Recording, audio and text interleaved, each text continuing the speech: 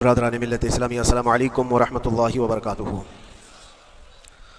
الحمد للہ وکفا وسلام علی حبیبہ المصطفیٰ، اما بعد فاعوذ باللہ من الشیطان الرجیم، بسم اللہ الرحمن الرحیم۔ ارأیت من اتخذ الہہ ہواہ افانت تکون علیہ وکیلا ام تحسب ان اکثرهم یسمعون او یعقلون انہم الا کالانعام بل هم اضل سبیلا۔ صدق اللہ مولانا العظیم۔ بارگاہ رسالت معاذ صلی اللہ علیہ وسلم میں درود پاک کا ہدیہ پیش کریں۔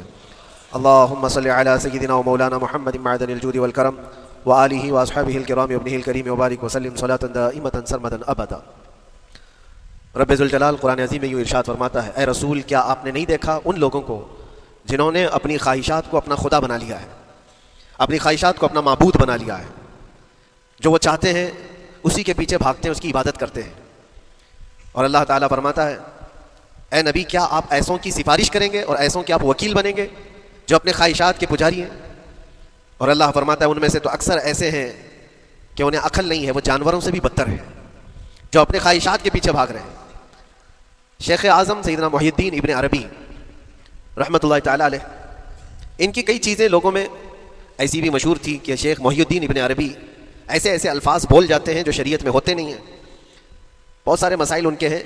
لیکن ایک بار شیخ محی الدین ابن عربی بیٹھے ہوئے تھے، کرسی پر ہیں، سامنے مریدین بھی ہیں، بہت سارے ملنے والے لوگ بھی آئے ہوئے ہیں۔ اسی اثنا میں انہوں نے ایک جملہ ایسا کہا، واقعی اگر آپ کے سامنے بھی ایسی بات آئے تو آپ بپھر جائیں۔ شیخ محی الدین ابن عربی کہتے ہیں، اے لوگوں جو تم سب یہاں میرے پاس بیٹھے ہو، تمہارا خدا میرے پاؤں کے نیچے ہوتا ہے، تمہارا خدا میرے قدموں کے نیچے ہوتا ہے۔ سب ظاہر سی بات ہے جیسے ایسا جملہ سنا تو اٹھ کر کے لوگ بھاگنا شروع ہو گئے کہ آدمی کافر ہو گیا۔ شیخ اعظم ہیں یہ حضرت محی الدین ابن عربی، جن کی بہت ساری کتابیں ہیں، تصوف میں آپ کا ایک بہت بڑا باب ہے۔ لوگ اٹھ کر کے ادھر سے ادھر چلنے لگے کہ ایسے ایسے جملے بول رہے ہیں، یہ محی الدین ابن عربی کو ہو کیا گیا، خدا پیروں کے نیچے ہوگا، کفریہ جملہ ہے۔ سب تو چلے گئے، دو باقی رہ گئے جو مخصوص مریدین میں سے تھے۔ انہوں نے کہا کہ حضور جو جملے سنے ہم کو بھی کانوں پر یہ وزن لگ رہے ہیں، لیکن کیوں کہا آپ نے ایسا؟ اس کا کچھ معنی ہے؟ آپ جیسے عظیم المرتبت بزرگ سے ایسا جملہ کیسے ممکن ہے؟ انہوں نے فرمایا کہ ان سب کو بھی تو یہ پوچھنا چاہیے تھا میرے بولنے کا مطلب کیا ہے۔ فوراً بدگمانی کیا اور بھاگ گئے۔ تم دو باقی رہ گئے، میں بتاتا ہوں کہ میں نے یہ جملہ کیوں کہا تھا۔ تو کرسی پر بیٹھے تھے اور چٹائی نیچے بچھی ہوئی تھی یا قالین بچھی ہوئی تھی جس پر لوگ بیٹھے ہوئے تھے۔ آپ نے اپنے ان دو مریدین سے کہا یہ چٹائی اٹھاؤ۔ چٹائی اٹھائی تو دیکھا وہاں پر سونے کے چاندی کے سب سکے رکھے ہوئے تھے جو شیخ محی الدین ابن عربی کے پیروں کے نیچے تھے۔ کہا وہ جتنے آئے تھے وہ اسی کی عبادت کرتے تھے، اس لیے میں نے کہا کہ تمہارا خدا میرے پاؤں کے نیچے ہوتا ہے۔ وہ خواہشات کے پجاری ہیں۔ میں نے اللہ نہیں کہا، اللہ رب العزت وہ قادر مطلق ہے۔ میں نے کہا جس کی تم عبادت کرتے ہو، جس کو تم خدا بنائے رکھے ہو، وہ میرے پیروں کے نیچے ہوتا ہے۔ اور حقیقت ہے میرے عزیزوں، جنہوں نے خواہشات کے پیچھے بھاگنا شروع کیا در حقیقت وہ اپنا خدا بنا چکے ہیں ان کو۔ کیا ایسا نہیں ہوتا ہے کہ جو بندہ ضدی طبیعت کا ہوتا ہے، چاہ لیتا ہے کہ یہ مجھے چاہیے تو چاہیے، یہ مجھے چاہیے تو چاہیے؟ یہ جو ضد ہے اپنی خواہش کو پوری کرنا، یہاں پر کہا گیا ہے کہ وہ اپنی خواہش کی عبادت کر رہا ہے، اس کے پیچھے بھاگ رہا ہے۔ اسی لیے اللہ کے نبی صلی اللہ تعالیٰ علیہ وسلم کی ایک حدیث میں آپ کو سناؤں۔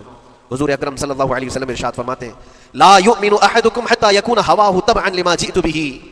تم اس وقت تک پورے مومن نہیں ہو سکتے جب تک کہ اپنی خواہشات کو میری مرضی کے مطابق نہیں بنا دو گے۔ حضور کے قدموں میں لا کر اپنی ہر خواہش کو قربان کرنا ہو۔ یہ نہیں کہ میری چاہت تو ایسی ہے، میں خواہش ایسی رکھتا ہوں لیکن شریعت ایسا کہتی ہے۔ یہ جب ٹکراؤ آیا تو سمجھ لو کہ تمہارے اندر ایمان آیا ہی نہیں ہے، تم مومن نہیں ہو۔ مومن وہ ہے جہاں دنیا کی ساری خواہشات وہ حضور کے قدموں پر قربان کر دیتا ہے، اس کی اپنی کوئی خواہش نہیں ہوتی۔ اسی لیے میں اکثر یہ کہتا ہوں ان نوجوانوں سے جن کو کچھ نصیحت کی جائے تو وہ کہتے ہیں کہ مولانا ہماری لائف ہے، ہمیں انجوائے کرنے دی جائے۔ یہ ابھی تو ہماری لائف ہے، ہماری اپنی لائف کو ہمیں انجوائے کرنے دیا جائے۔ نادان، کس نے کہا کہ تیری اپنی لائف ہے؟ تیری لائف ہے کہاں؟ زندگی یہ نہیں کسی کی کسی کے لیے، زندگی ہے نبی کی نبی کے لیے، اور نہ سمجھ مرتے ہیں زندگی کے لیے۔ ارے جینا مرنا ہے سب کچھ نبی کے لیے۔ جو خواہشات کو لا کر کے حضور کے قدموں پر رکھ دیتا ہے تو پھر وہ کہتا ہے میرے عزیزوں، وہ پھر آ کر کے یہ کہتا ہے اپنی خواہشات، اپنی طبیعت جہاں سب مر جاتی ہے آدمی کی، اس کی اپنی کچھ نہیں ہوتی، تب اس مومن کی زبان سے یہ نکلتا ہے یا رسول اللہ زمین و زمان تمہارے لیے، مکین و مکان تمہارے لیے، چنین و چنان تمہارے لیے، بنے تو جہاں تمہارے لیے، ہم آئے یہاں تمہارے لیے، اٹھے بھی وہاں حضور کے لیے۔ اس کا اپنا کچھ نہیں ہوتا، اپنی خواہش ہوگی تو میں کرتا رہے گا، اور جتنی خواہشات کے پیچھے بھاگتا رہے گا دنیا اس کا پیچھا کبھی نہیں چھوڑتی، اور نہ ہی دنیا اس کو کبھی سیراب ہونے دے گی، کبھی پیٹ بھرنے دے گی ہی نہیں۔ وہ بھوکا ہی رہے گا, وہ پیاسا ہی رہے گا جو دنیا کے پیچھے بھاگتا ہے. ایک مرتبہ سیدنا عبداللہ ابن مسعود رضی اللہ تعالیٰ عنہ غمگین بیٹھے ہوئے تھے, کسی بات کا غم ہوگا. نبی پاک صلی اللہ تعالیٰ علیہ وسلم کا گزر ہو رہا تھا, آپ نے دیکھا, حضرت عبداللہ ابن مسعود سے پوچھا کہ غم کیوں ہے, تو آپ خاموش رہے. تو اللہ کے نبی صلی اللہ علیہ وسلم نے ایک جملہ فرمایا جو آج ہم سب کے لیے سبق ہے میرے عزیزوں. فرماتے ہیں لا تکثر ہمک ما یقدر یکن, اپنے غم کو زیادہ مت بڑھا, جتنا لکھا ہے اتنا مل کے رہے گا. وما ترزق یاتک, جتنا اللہ نے رزق لکھا ہے وہ آ کر رہے گا, وہ تیرے پاس آ جائے گا. غم کب بڑھتے ہیں انسانوں کے؟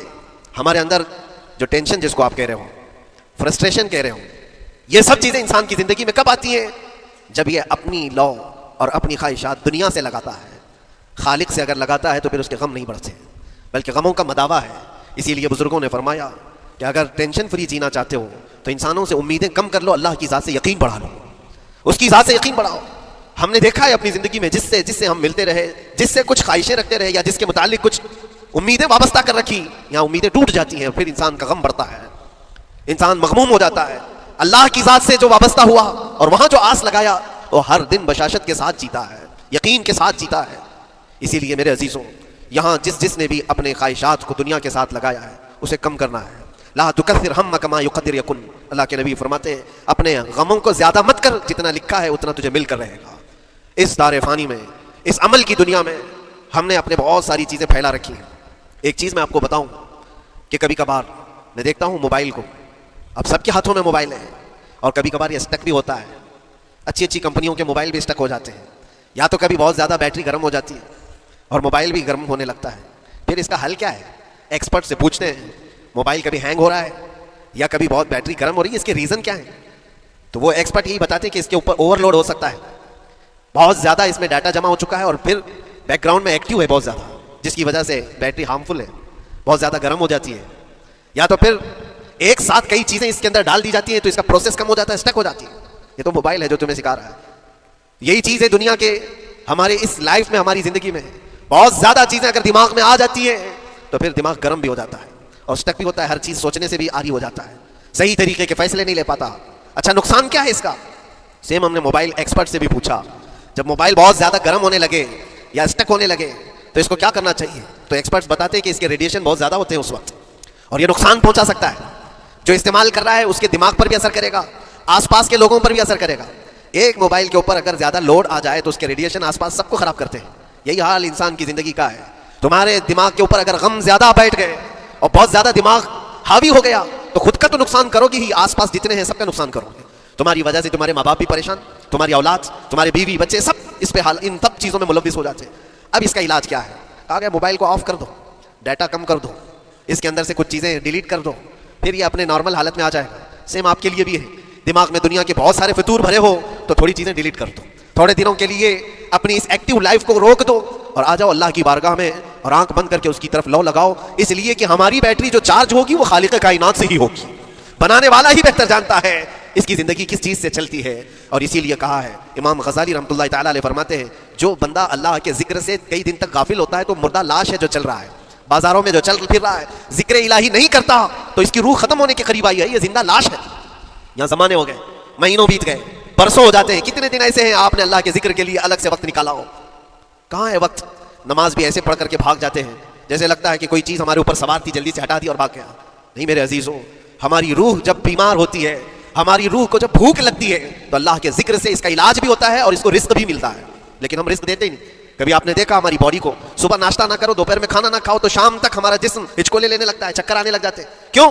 جسم 2 وقت کے کھانے کو چھوڑنا برداشت نہیں کر پاتا, کمزوری آ جاتی ہے, جسم کو بھوک لگتی ہے, ہمیں کھانا دینا اسے ضروری ہے. اسی طرح اللہ نے ہماری جو روح بنایا ہے, روح کو بھی رزق کی ضرورت ہے. اور روح کا رزق کیا ہے؟ روح کا کھانا پینا کیا ہے؟ کاجو بادام میوے پستے کھا کر کے روح کو طاقتور نہیں بنا سکتے. فرمایا گیا روح کی غذا اللہ کا ذکر ہے. جب بندہ اللہ کا ذکر کرتا ہے تو اس کی روح کو طاقت ملتی ہے اور روح کمزور نہیں رہتی, طاقتور بن جاتی ہے.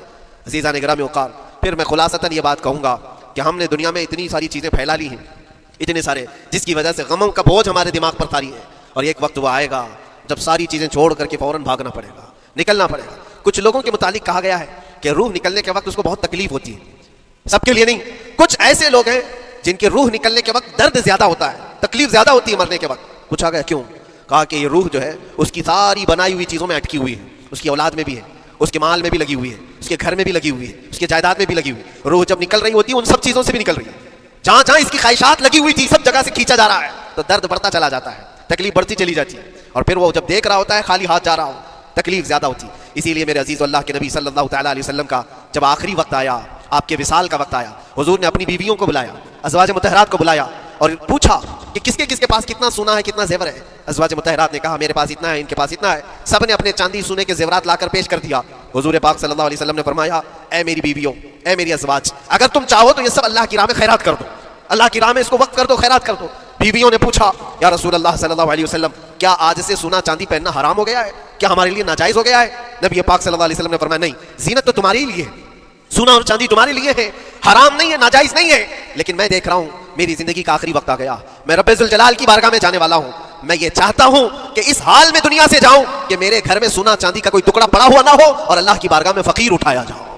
یہ نبی پاک صلی اللہ تعالیٰ علیہ وسلم کی خواہش ہے کہ میں اللہ کی بارگاہ میں اس حال میں جاؤں کہ میرے گھر میں کوئی چیز رکھی ہوئی نہ ہو, سونا اور چاندی, مال و دولت. کیونکہ میرے عزیزوں اسی سے اندازہ کرو انسان اپنی خواہشات میں اتنا گھر جاتا ہے کہ اس سے نکلنا اس کے لیے مشکل ہوتا ہے. اور روح نکلنے کے وقت یہی تو تکلیف ہوتی ہے کہ کہاں کہاں کیا کیا بنایا تھا, کتنا جمع کیا تھا, حساب کرتے کرتے اس کی روح نکل جاتی ہے. ہم نے دیکھا ہے, میں اپنا ایک تجربہ بتاتا ہوں. عمرہ سے ہم واپس آ رہے تھے, 40 لوگوں کا قافلہ تھا, ایئرپورٹ پر پہنچے, بہت تاخیر ہو چکی تھی اور فلائٹ کا وقت بہت کم رہ گیا تھا. اور حاجی لوگ ماشاءاللہ جاتے ہیں تو خوب بھر بھر کر کے سامان بھی لیتے, کیا کیا سامان تھے سب کے پاس. اور ہمارا بار بار جانا آنا ہوتا ہے, میں کبھی کوئی زیادہ چیزیں رکھتا نہیں. ہم تو آگے نکلے, گروپ پورا تھا اور سارے لوگ سامان لے کر کھڑے تھے.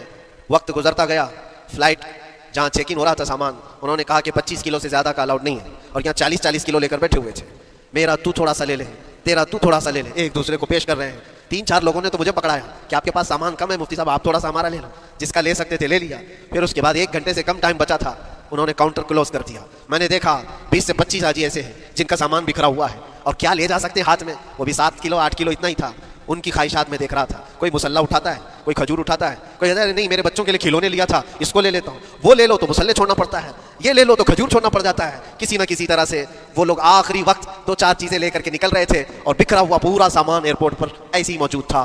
1-2 کلو نہیں, کتنے کلو کا سامان چھوڑ کر کے یوں ہی آنا پڑا. یا تو پھر فلائٹ کے سفر پہ جاؤ یا سامان میں لگے رہو, 2 ہی آپشن تھے. اور کون وہ چھوٹے سامان کے لیے اپنا سفر ملتوی کرتا. واپس آئے, حسرت بھری نگاہوں سے دیکھتے رہے اپنے سامان کو, اور پھر اندر آ کر جب بیٹھے میرے ذہن میں یہ بات گونجنے لگی, یہی حالت ہوتی ہوگی جب انسان دنیا سے جا رہا ہوتا ہے, جب یہاں سے رخصتی کا وقت آتا ہے اور ملک الموت سر پر آ کر کھڑا ہو جاتا ہے. روح نکلنے کے لیے بھی تھوڑا سا وقت باقی ہے, بس منٹوں میں بھی نہیں رہ گیا. جب اس کو نظر آتا ہے, اب یہ سوچتا ہے اتنی نمازیں باقی رہ گئی, اتنی زکات بھی رہ گئی, حج بھی تھا, اور بھی کچھ چیزیں کسی کے دینے کے باقی تھے, قرضے بھی تھے, کس چیز کی نصیحت کروں, کس چیز کی وصیت کروں. فلاں جگہ ایک گھر خرید کر کے اس کے ڈاکیومنٹ تو وہاں رکھا تھا, بیٹے کو بھی نہیں بتایا, بیٹی کو بھی نہیں بتایا, پتہ نہیں کس کے ہاتھ لگ جائے گا. یہ خواہشات گھومتی رہتی ہے, وہ کسی کو بتا بھی نہیں پاتا. ادھر ملک الموت روح نکال کر نکل پڑتے.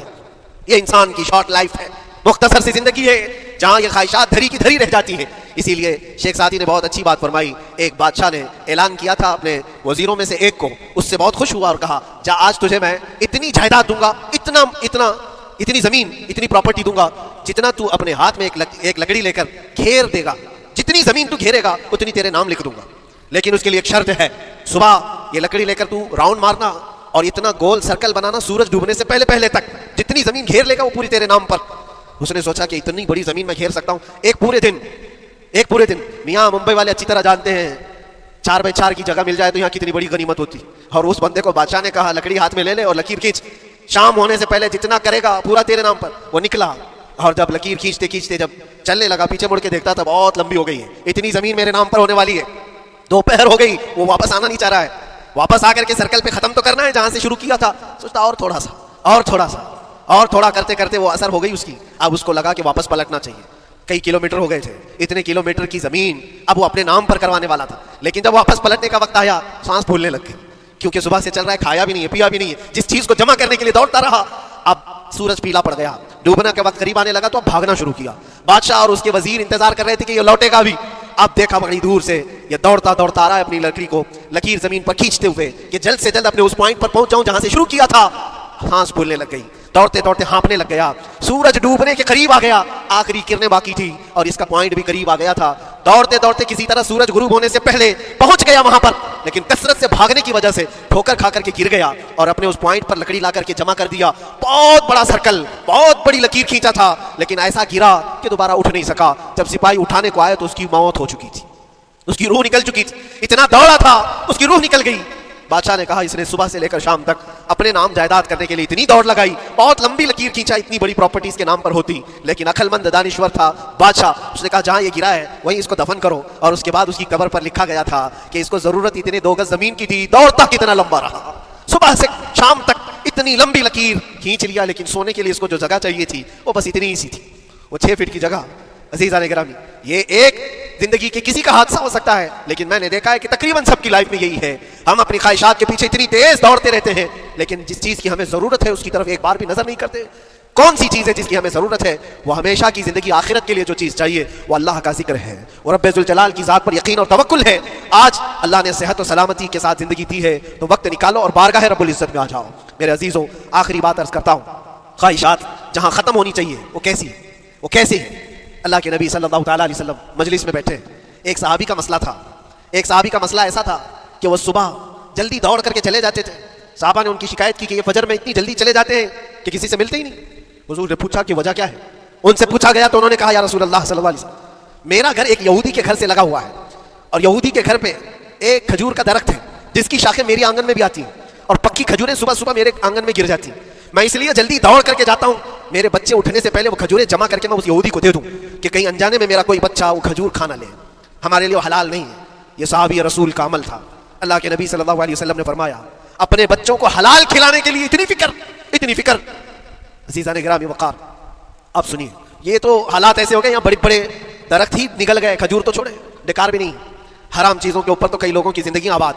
خیر، حضور پاک صلی اللہ علیہ وسلم نے ان کا مسئلہ دیکھ کر کے، ان کی تکلیف کو دیکھ کر کے اپنے صحابہ میں اعلان کیا، کوئی ہے جو اس یہودی کا درخت خرید کر کے میرے صحابی کو دے دے، میں اسے جنت میں پورا باغیچہ عطا کروں، جنت میں پورا باغ اسے عطا کروں. صحابہ ظاہر سی بات ہے ایک بار حضور نے فرمایا تو پھر اس کو حاصل کرنے کے لیے ایسی دوڑ لگتی تھی، سب گئے میں حاصل کر لوں، میں حاصل کر لوں. اب اس یہودی کو منانا تھا کہ تو ایک درخت جو ہے اپنے پڑوسی کو بیچ دے، آنگن میں اس کے ہے، بیچ دے.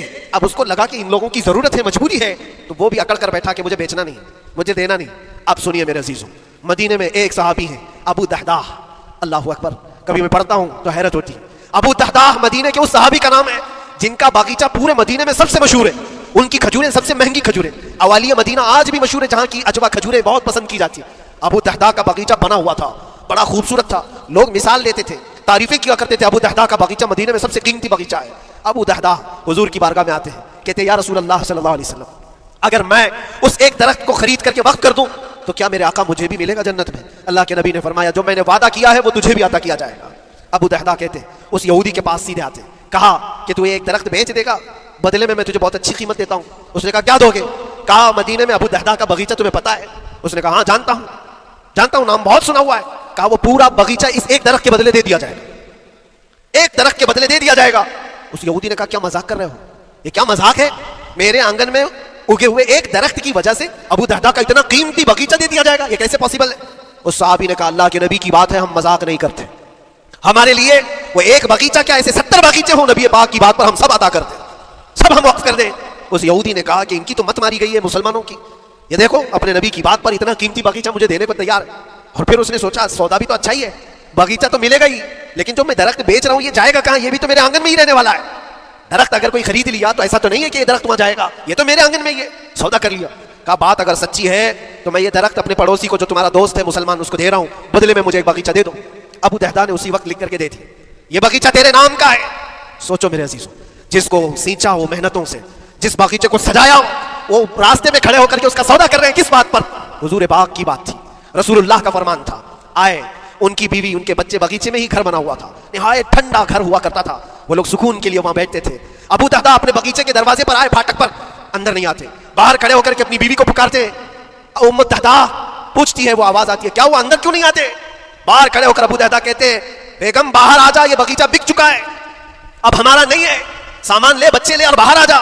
بیوی نے کہا یہ کیسے اچانک؟ نہ کچھ کہا نہ کچھ بتایا. لیکن وہ عورتیں دنیا دار عورتیں نہیں تھیں، وہیں سے اندر سے کہتی ہے ابو دحداح میرا تم پر یقین ہے، اگر سودا کیا ہوگا تو بہت بھاری سودا کیا ہوگا، ورنہ ابو دہدا کا باغیچہ مدینے میں بیچے جانے کے قابل نہیں ہے. کون ہے جو اس کی قیمت لگائے گا؟ میرا گمان یہ ہے کہ میرا شوہر اگر سودا کیا ہوگا تو بہت اونچا سودا کیا ہوگا. ابو دہدا نے کہا میری رفیق حیات باہر تو آ جا، میں تجھے بتاؤں کون سا سودا کیا ہے. باہر آ جا. بچوں کو لیتی اپنا سامان سمیٹتی ہے اور اسی وقت باغیچہ چھوڑ کر کے باہر نکل آئی.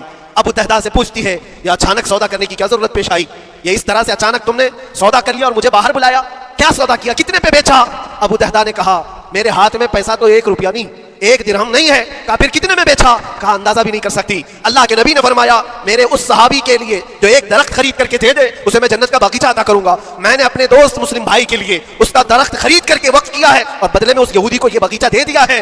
بیوی وہ نہیں تھی جو یہ کہتی کہ مت ماری گئی ہے تیری، گھر بیچ کے آ گیا، فلاں کر کے آ گیا. وہ دنیا دار عورت نہیں تھی. ہاتھ اٹھاتی ہے اور سر پر رکھتی ہے اور کہتی ہے ابو دہدا مجھے تمہارے بارے میں یہی یقین تھا، قسم رب ذوالجلال کی اگر وہ یہودی اس باغیچے پر نہیں مانتا تو ہمارے پاس اور جو کچھ تھا سب دے کر کے ہم نبی پاک کی بات پر عمل کر لیتے. حضور کی بات تھی، وہ یقین تھا، دنیا دے دیا، خواہشات قربان کر دیا قدم مصطفیٰ پر. اسی لیے اقبال نے کہا ہے کہ جو کچھ بھی ہمارے پاس ہے وہ نام مصطفیٰ سے ہے. آبرو ماں نام مصطفیٰ، ہم سب کی عزت و آبرو مصطفیٰ کے نام سے ہے. وہاں اپنی خواہشات قربان کر دو، ختم کر دو. اپنے اندر کی جتنی چیزیں ہیں حضور نے فرمایا تو اس کے بعد اپنی طبیعت نہیں، اپنی خواہش نہیں.